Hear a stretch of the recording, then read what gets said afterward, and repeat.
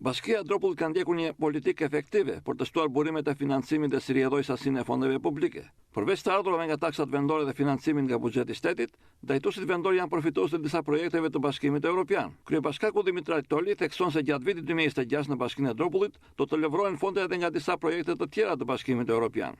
Ne kemi fituar 3 projekte të rëndësishme, janë dhe projekte të tjera, po është projekti Ekstrovert, është një pjesë rruge që na bashkon nga Bulerati me qendrën e Bodrishtës, edhe pjesa tjetër është rrugë në Pogon. Kur themi në Pogon është nga stacioni Bijor deri në Hlomo, që këto janë kryer të gjitha procedurat dhe me fillimin e vitit fillojnë punimet.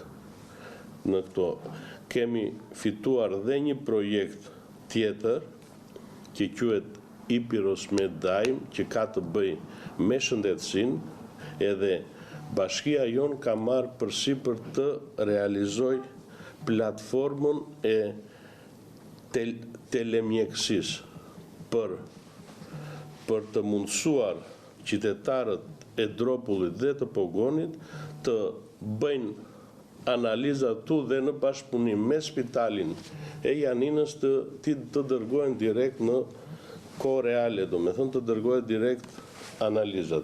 Në bashkëpunim me Ministrinë e Shëndetësisë së Greqisë dhe me spitalin e Janinës.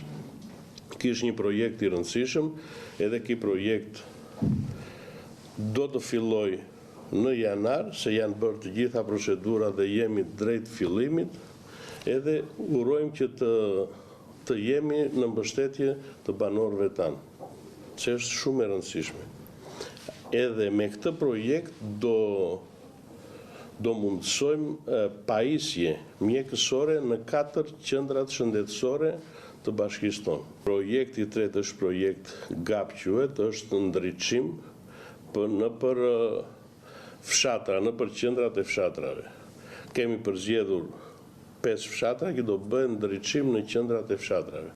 Gjatë 7 viteve të fundit, Bashkia e Dropullit ka përfituar fonde mbi 3 milion euro nga projektet ndërkufitare të Bashkimit Evropian.